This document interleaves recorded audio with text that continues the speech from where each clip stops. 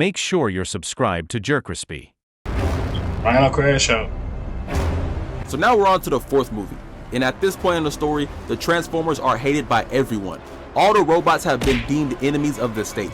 There's hella posters being put up, and any Autobot that is found is supposed to be terminated on the spot. It's to the point where people are looking at every car like this, just in case it's a Transformer. Niggas can't even trust their air fryer right now. So in typical fashion, Optimus ends up having to save the day when an innocent girl is held at gunpoint. And shortly after that, the government shows a video of Optimus's friend Ratchet getting killed. And Ratchet has been with Optimus since they was on Cybertron. So the fact that they killed his day one homie and then recorded it sent him into unspeakable levels of rage. He ends up busting into the building where they have Ratchet's body, and him and the Autobot gang are going crazy. They shoot up the place and destroying the whole building. And Optimus damn near takes this man's life. And to make all this worse, they also use Megatron's body to recreate another evil robot named Galvatron. He got that shit on though. So just when Optimus thought his arch nemesis was gone, he ends up coming back fully upgraded, and he got a crew with him too. So as you can guess, this leads Optimus to crashing out again. He goes to get literal dinosaurs to pack up these new evil robots. And that Megatron DNA is still inside Galvatron because he sees. All I'm gonna just say, the Jungle movie is ass cheeks. That's all I'm gonna just say. That Jungle Transformer, that shit was ass.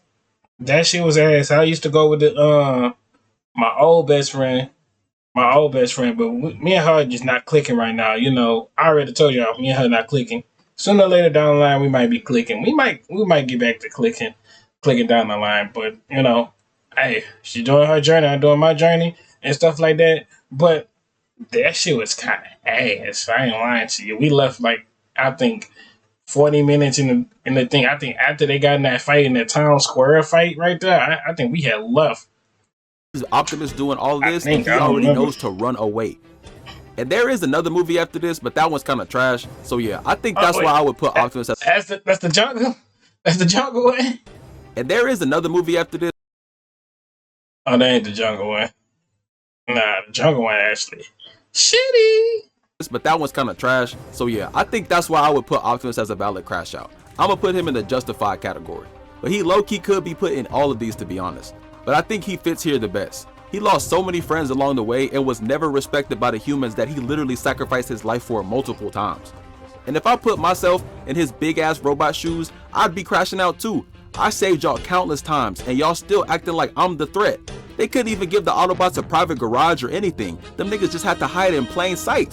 So to recap every reason why Optimus was a valid crash out, he lost his friend Jazz, Sam didn't listen, the Decepticons came back, he got jumped, the government lied to him, OG Prime switched up on him, Ironhide died, Decepticons took over, he was exiled from Earth, he lost an arm, Autobots were the enemies of the state, he lost Ratchet, Megatron came back as Galvatron, and he never got the respect that he deserved after. And that's all proof right there, bro. Damn, bro. For everything he did for the world. So yeah, that concludes today's Hey, I fuck with this list. Shout out to dude right here. Shout out to dude. If y'all want more videos from him, let me know. Hey, let him know that your boy JerCrispy is actually reacting to his stuff. He know I'm reacting to his stuff, but hey, let him know so he can do a part 3 so we can react to it. Anyways, hope y'all enjoyed the video. Make sure to like, comment, subscribe, follow our social media, pop on the screen. We're on the road to 500, and I'm out. Alright, what's up, y'all? It's your host, JerCrispy. Welcome back to another video. Characters that have valid reasons to crash out, part 2. Y'all know we watched the part 1. Matter of fact, a dude did text me about something about that. Me and him talked off the cameras. If y'all think I'm lying, let me look up. Let me show y'all the messages. And the messages right here, boys.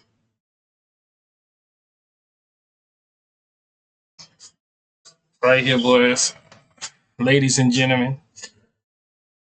My crispy brothers and crispy sisters.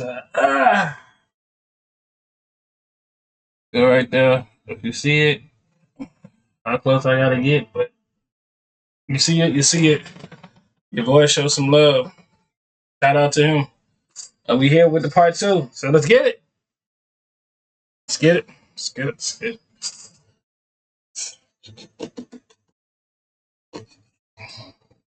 a valid crash outs. Now it's been approximately 2 months since the last crash out video, and in these 2 months, I have been searching all over the 7 kingdoms to find the most valid crash out characters of all time. And today, I will present to you my findings. And just to give a quick recap, if you haven't seen the first crash outs video I made, we have 3 categories for the validity of our crash outs. We have justified, reasonable, and understandable. So whatever characters I talk about will have to be put into at least one of these 3 categories. Facts. So without further yapping, let's get into our first valid crash out. Yes, sir. I've spent 50 years living what they did. The GOAT. This is who I am inside. So I'm sure you're familiar with Shadow the Hedgehog. He is one of the most popular characters within the Sonic the Hedgehog universe. And if you don't know him, he's basically Sonic if he was black. But if you look at his actual backstory in the video games, movies, and comics, he has every reason to crash out in my opinion. So let's get into it. A long time ago, there was a girl named Maria, and she had a life-threatening illness that was progressing very fast. I think it was like space AIDS or something, but I'm not sure. And her grandfather, a man named Gerald Robotnik, decided to make Shadow as a way of helping find the cure. But in order to create Shadow, Gerald had to use illegal alien DNA. This is an important part of the story too. I need y'all niggas to remember this. So after Shadow's creation, he forms a really strong bond with Maria. They are basically best friends and they do everything together. And this is literally the only other person that he can call a friend because everyone else he meets are doctors or scientists. So no one really sees Shadow for who he is, except for Maria. But then the government finds out about Gerald using illegal alien DNA to create Shadow. And y'all know how the government gets when they think you're here illegally. Facts. So they immediately send the gun force to destroy and raid the place that Gerald, Shadow, and Maria were living at. So while and this is the part right here, bro. It all went down here from there. Ain't they was sitting by the stars too, bro? Like, bro, it was actually a valid, bro. That was his only true friend. Like, that man, like, he had a hard way. Like, it was his only, Maria actually his only friend on some real stuff. This is happening, Gerald, Shadow, and Maria are trying to escape, but one of the gun soldiers ended up shooting an explosive tank right next to them. Also wanted to mention, there's 2 different ways this part of the story goes, depending on if you're going off of the comics and the video games or going off the movie. But I'm gonna focus on the movie version to make it easier for y'all right now. Because the video game is way different. Because the video game, she sacrificed herself and like he got stuck in the tube.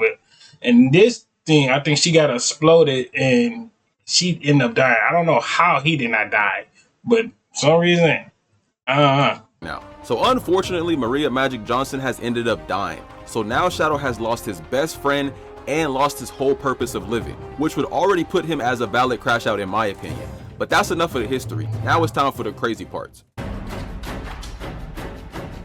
So after this happens, Gerald is blamed for the whole incident and sent to prison. And then Shadow was put in a cryo chamber by gun and taken to a place called Prison Island. And they kept his ass here for 50 years. He was isolated inside that little ass pod for 50 years, bruh. I've seen goldfish with more room than he had in that chamber.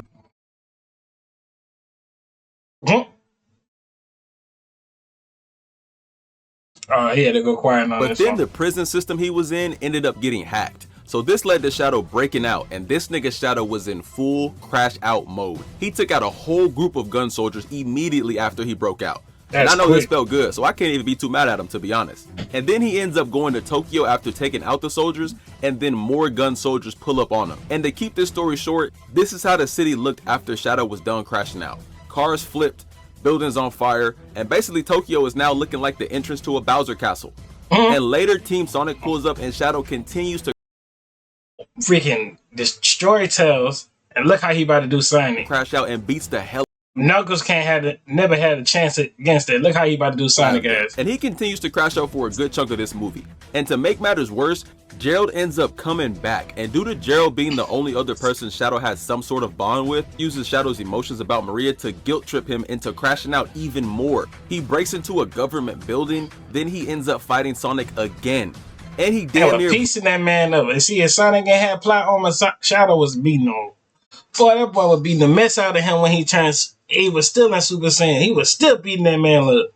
Blows up the entire Earth. I don't condone him destroying cities, taking out innocent people, and damn near causing the destruction of the world, but I definitely understand why he crashed out so hard. He was only created to cure Maria's space. He only did that because he missed Maria, bro. Like, who would not crash out? That's like losing somebody special.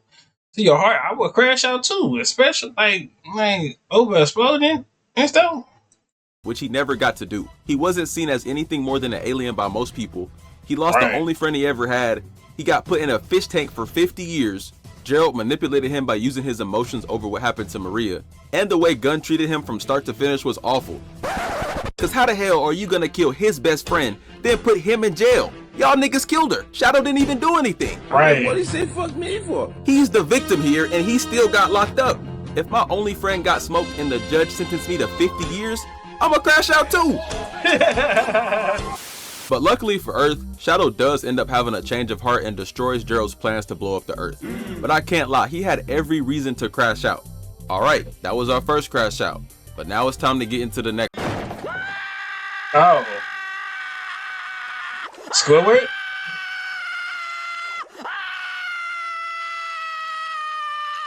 Now, similar to a lot of crash out characters, when I Oh god, bro, don't get me started with Squidward, bro. Squidward have all right to crash out every single day, bruh. Don't even tell me, son. Like imagine just staying right by SpongeBob and freaking Patrick, whole 24 hours every single day, 369 days, listening to I'm ready, ah! like all that all day, and all dude just wanted to play his clarinet. He was just trying to be famous. My dog was trying to be famous. first watched Squidward as a kid, I always thought he was mean and very negative, especially the characters like SpongeBob. When I was little, I was like, bro, I see why this man. Hey, that's like little. Like this is us, older siblings and little siblings. They just don't want to stop bothering you. But the older I got, the more I really understand why Squidward crashed out so much. Because Squidward is stuck in one of the worst emotional cycles I've ever seen. We're gonna call this the Squidward crash out cycle. And most episodes that he is in follow this pattern. So let's break down the cycle. So first, Squidward will wake up and start his day. And immediately following that, he has to deal with some bullshit from one of these three people: SpongeBob, Patrick, or Mr. Krabs. And sometimes all three of them. Don't get me started with Mr. Krabs, bro. Mr. Krabs, bro. That nigga is so goddamn cheap. That nigga so goddamn cheap. It don't even make no sense how he end up with Mrs. Puff. Bro, like that shit, I don't know, son. Then he don't be paying them well or nothing like that. I said, oh, hell no. I wonder how they living like that. SpongeBob and Patrick. Well, Patrick, that nigga live rent free. That nigga don't have no type of job. That nigga just don't do nothing. But Squidward, hell no, man. They could have, man, my nigga Squidward was trying to get to that bag, bro. He was trying to be better than a freaking server or a fucking, what's it called? Somebody just standing at the cash register. And to top it all off, he lives right in between two of the dumbest, most annoying characters of all time. And these two don't give Squidward a break at all. Sometimes SpongeBob will even break into Squidward's house. He's done this multiple times. SpongeBob would just randomly pop up in Squidward's house unannounced, like it's down wrong. there the whole 16th season of SpongeBob. This nigga down there in this nigga house multiple times. He even sometimes pops up in the shower. Nah. Bro, get out! Also, Squidward has told them multiple times to leave him alone and stop bothering him. And that's the worst part about this cycle that he's stuck in. No matter what he says or what happens to him, nobody takes Squidward serious. He can be put through the worst day of his life and nobody will care what he went through. And it's not like Squidward is super complex. He just wants to enjoy his clarinet, enjoy his art, and enjoy his days off from work. But he doesn't ever get to do any of that because he has to endure complete tomfoolery every single episode. And there's endless episodes of Squidward crashing out, so I decided to put myself in the shoes of Squidward and pick the perfect example to demonstrate this crash out cycle. Now, before we start the episode, I want y'all to know this is all taking place on Sunday, one of the only days Squidward has off from work. So Squidward starts the episode off getting woken up out of his peaceful sleep by SpongeBob's loud ass boat alarm. And before the alarm is even done, SpongeBob is already right inside of his house. And the reason SpongeBob broke into this man's house, I came to make sure you don't oversleep and miss work. Which you would think SpongeBob would know they don't have work since they work at the same place every day at the same time. So Squidward throws SpongeBob out and tells him to leave him alone. So now Squidward is trying to enjoy his Sunday by relaxing, and so he orders a foot massage.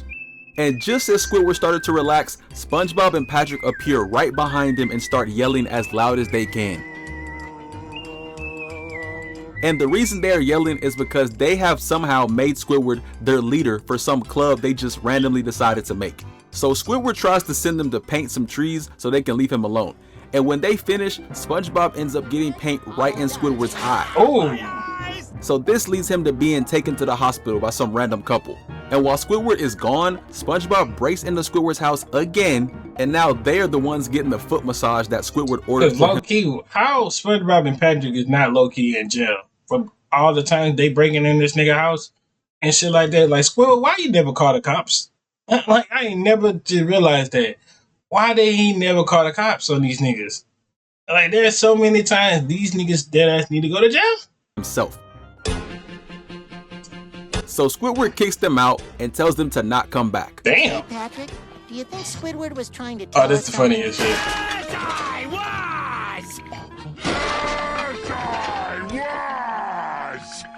But then Squidward sees a magazine ad for a security system that will keep intruders out of his house. And Squidward is like, Damn, what is that, bro? and when he installs it, SpongeBob and Patrick enter his house immediately. And they brought a cake with them this time too for some reason. So now Squidward is pissed because the alarm system didn't detect them. So he starts punching the alarm system, which makes the alarm system think he's the intruder and then shoots him. Then his own house kicks him out and starts terrorizing the city. That's crazy. 12 seconds later. They make the house come back and land right where Squidward was laying down. Now we're at the end of the cycle where Squidward finally crashes out. Mr. President, look, we just wanted to... It just, But now the police and an angry mob of people are waiting outside for him. And turns out that his house caused so much damage that he has to do community service every Sunday for the rest of his life. You'll be doing community service every Sunday for the rest of your life. that's crazy. This nigga serious? And all of this happened because SpongeBob and Patrick's dumbasses wouldn't leave him alone. And then we get the icing on the cake. You got one of those too? This'll be great! The three of us cleaning up Bikini Bottom. Y'all can't tell me this isn't Crash Out worthy. And you would think SpongeBob and Patrick would eventually... Like, bruh, I would have been heated every Sunday. Bro, like, every Sunday just clean out a town that don't give a fuck about you. Especially the fishes, they down there ruining up every single day. Shit. Like, yeah, there's plenty of clips out there that the fishes actually being rude to like SpongeBob and them. Understand that Squidward just wants to be left alone, but Facts. they damn near annoy him every single episode. He never really leaves the cycle. He just has to endure it every day. All right, now it's time for the next Crash Out. You can't grow your Breaking podcast if you spend all your time editing. So let's edit faster with Riverside. Your podcast transcript is here. And you just have to edit the text, and that will edit the podcast.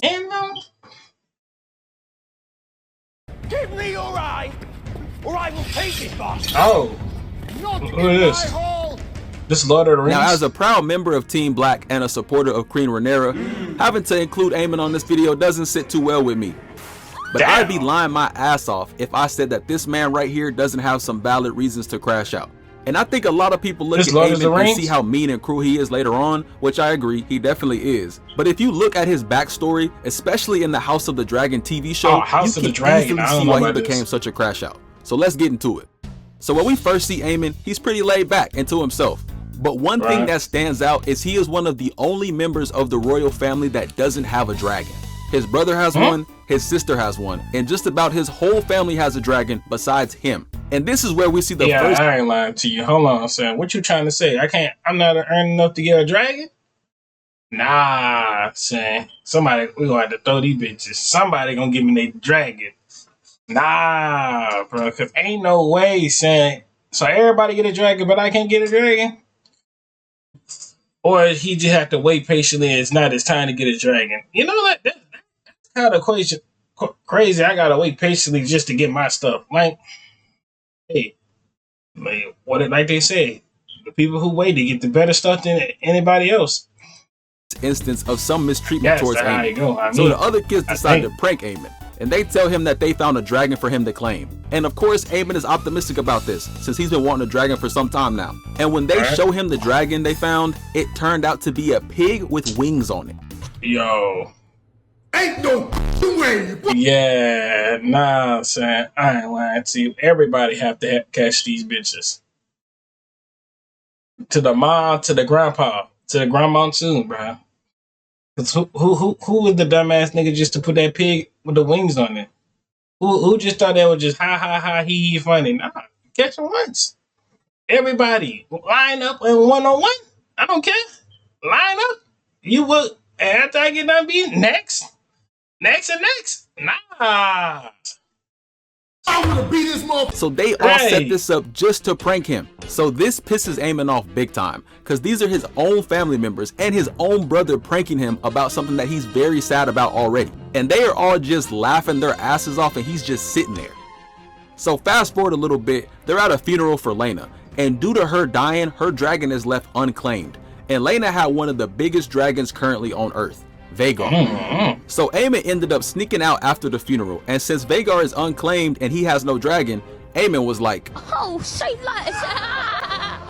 so he gets on Vagar and actually manages to win the dragon over and claim it. So now this kid has the biggest, most powerful dragon on the planet, which I think is a pretty deserving reward considering he never got a dragon. But then he gets confronted by the daughters of Lena, and they are pissed that he claimed their dead mom's dragon. And I do understand why they were mad. Oh, wait, hold on. But my nigga, you don't know about my pain. Did you get pranked? Did it happen to you? I'm for DA on my screen. Get this dirty ass nigga on my screen. Anyways, yeah, like I said, you had got pranked, put a pig in the wings in front of your face, getting laughed at that whole night. What you was at? Nah, I don't want to hear nothing. It was her time to go anyways. And I do understand why they were mad, because the funeral was hours ago and he already hopped on the dragon and claimed her. But in all fairness, there's not really rules to claiming dragons. If the dragon likes you, then it's fair game. But they not trying to hear that. So they end up trying to fight him over it, and then it becomes a 4v1 fight with his own family members. And not gonna lie, Eamon was holding his own during this fight. I can't even hate on him. Cause if I'm in this same situation and it's a 4v1 and I got a dragon outside, y'all niggas are getting cooked. Literally. Thanks. But then they all start jumping him. And this is where he calls Lucerys a bastard. And then he picks up a rock to even the playing field, which once again, I think is a valid play. I mean, the name calling might have been a little much, but he was getting jumped. But then he gets sand thrown in his eye, and then he gets his eye slashed by a knife. And as you can probably guess, his eye is done. There's no reversing this action. So at this point, we have a couple major factors leading into his crash outs. He was constantly bullied by his own family. He never got a dragon. And then when he did get a dragon, he got jumped for it and then lost his eye. So then the adults finally intervene, and this is one of the most heated scenes in this show. The whole house was mad. And you think that they would try to get to the bottom of what happened to his eye. But they aren't even worried about that. His own dad only cares about the fact that he called Lucerys a bastard. This is his own dad looking him in his— Yo, low-key, hey, man, fuck you, dad. You not my dad. Fuck the family. Fuck everybody. All right, bet. And I'm gonna come back to this villain with a group of niggas. And we gonna kill everybody in this bitch. And I'm just gonna be a straight crash out. No, cause there ain't no way. How you my own flesh and dad? Look, you see me? I ain't got no eye. What my eye? I lost my left eye over a dragon that they didn't even think about riding. And you knew I ain't had no dragon. I told you. The lonely nights. Crying. Man, get out of my face with that. singular eye and not worried about what happened to him. Don't care. Don't care. Don't care. Still don't care. I don't care. I don't. Alicent, which is his mom, is the only one that cares about what happened to him. And she's trying to get it back in blood too. Man, W mom, bro. Hey, I ain't lying to you. W-ass mom. Come on, mom. Let's go together. Me and you. We're gonna get our own little money and shit like that. We're gonna come back and take over this town. Mom and son. Simple. I shall have one of her son's eyes in return. What did he say? And even when he grows up, he is still mistreated by his own brother and always in the shadow of both of his siblings, due to his brother being the king and his sister being the queen. And his brother is doing a terrible job at King. He don't know the language, he's always drunk, and he's really just not cut out for this position. And Eamon sees this, and so do a lot of other people, but there's nothing he can do about it. Which leads him to eventually become the crash out he's known as today. Cause not gonna lie, after all this, he starts crashing out hard. He ends up making Vagar eat his nephew, he damn near kills his own brother, and then starts burning random villages out of anger. So honestly, I think I'm gonna have to put him in two spots, understandable and reasonable. Cause I think it's reasonable to want to crash out after being bullied your entire childhood, finally getting a dragon, then you can't even enjoy that cause 4 of your family members want to jump you. Then you end up losing your eye and nobody cares about you or what happened for the rest of your life. And then I think it's also understandable because the people he crashed out on were major factors in his childhood and adult trauma. But I don't agree with him killing people, obviously, but I do understand why he did what he did. Alright, now it's time for our last valid crash out. Uncompromising curiosity deserves uncompromising quality. Can't look at like that, son. Compromise. Nah, they can't call me on guard. They can't call me on guard like this. For our convertible? How about an S? No, please. What the fuck? No, please. No, please. Fuck. Now funny enough, this is one of me and my grandma's favorite characters, so I felt it was only right that I include Optimus Prime on this video. So grandma, if you see this, I hope you enjoy it, and I hope you know I love you and can't wait to eat whatever you're bringing to Thanksgiving, because I'm already knowing I'm gonna need 8 plates of it. But let's get into it. So the crazy thing about Optimus is that he's very late. We already did a Thanksgiving stuff, so he's very late on this one. So, I mean, Thanksgiving already been past. It's damn near Monday. At all. But in the Bayverse Transformers movies, this nigga is unhinged as hell.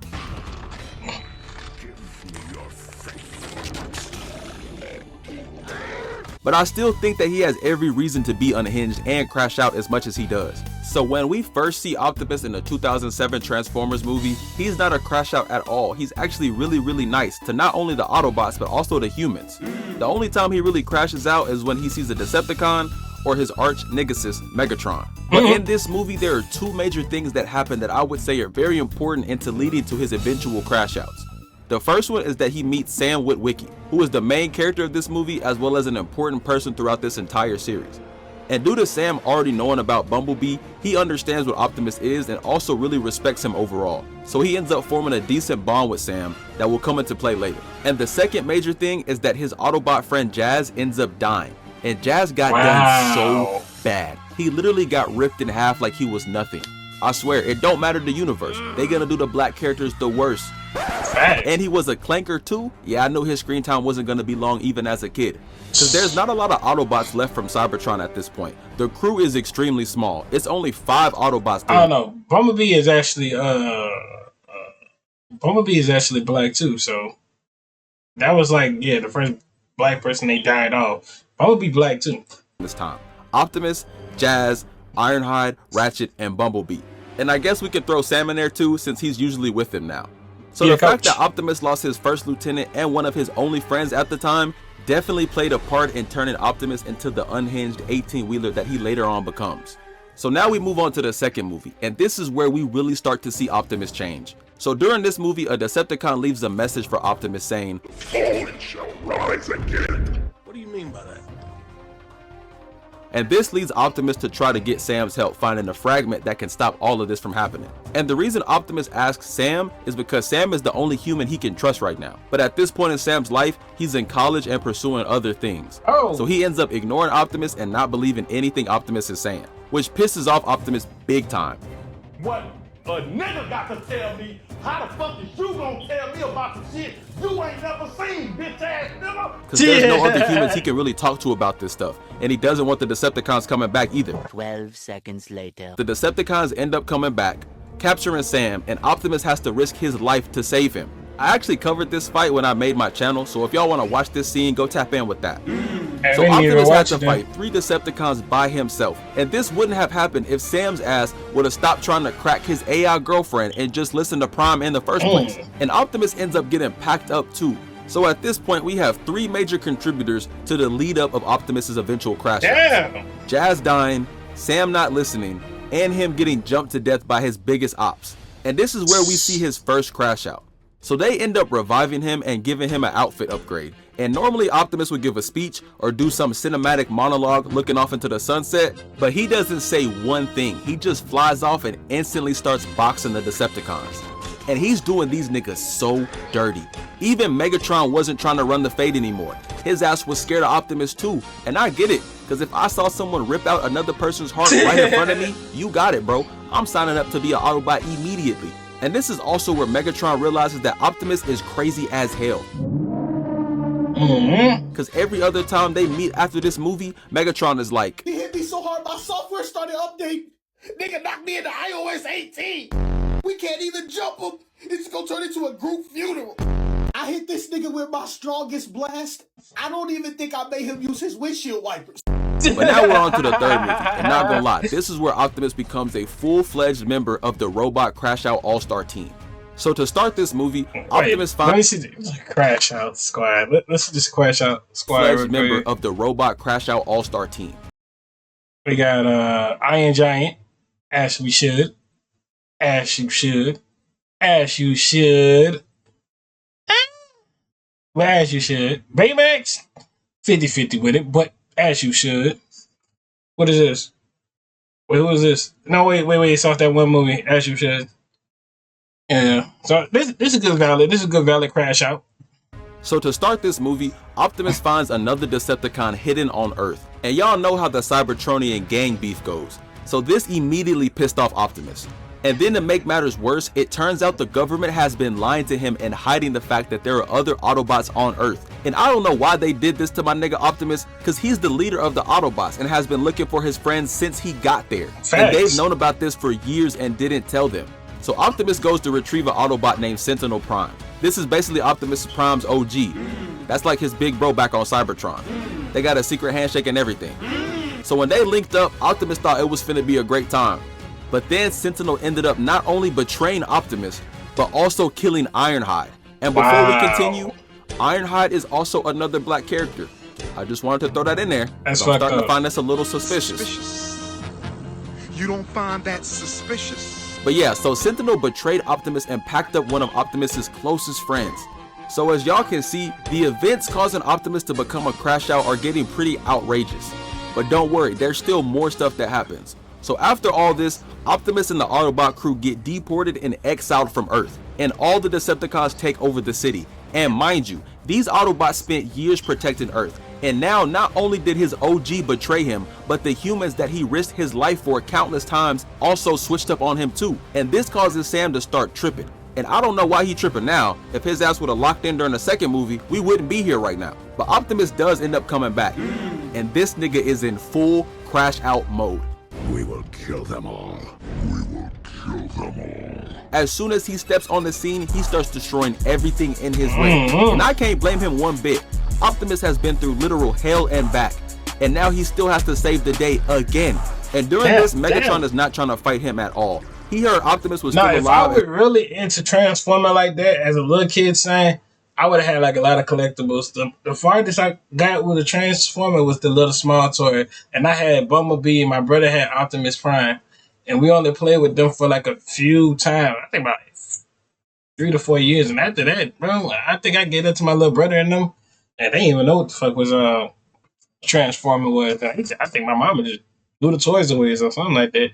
Or we left them at the apartment. I don't even remember what happened to them toys. Started having flashbacks to the second movie. Damn. But then Optimus and OG Prime start boxing, and Megatron comes to try to help Optimus. Nigga's so scared he switched sides. But Optimus not trying to hear nothing Megatron gotta say. He ends up annihilating Megatron and OG Prime. And I can't lie, this was peak cinema. The get back was phenomenal. He did all this with one hand, by the way. I'm gonna cover this fight on my channel eventually. But now it's time for the final chapter in Optimus Prime's crash out journey.